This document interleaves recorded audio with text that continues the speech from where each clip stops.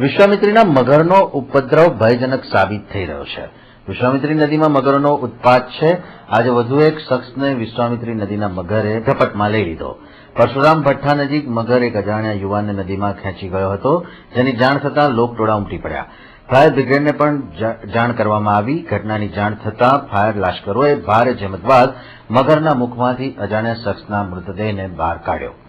વિશ્વામિત્રીમાં મગરના વધતા હુમલાથી લોકોમાં ભયનો માહોલ છવાઈ ગયો છે.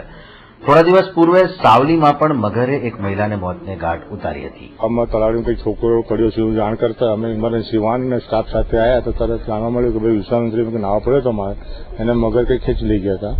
તો અમે આવ્યા જોતું પછી અહીંયા મગર લગભગ 10-15 મગરો છે એ પાણીમાં લઈને ફરતા હતા. એટલે અમે પછી સામાન્ય આપણે ફાસ્ટ કરે છે થઈ જાય ને પછી બિલાડીનો ઉપયોગ થઈને વચ્ચેના ભાગે નાખ્યો એટલે પછી પેન્ટમાં ફસાઈ ગઈ બિલાડી એટલે અમે તાકાતથી ખેંચી લીધી અને મગર છોડી દીધો મગરે બોડીને.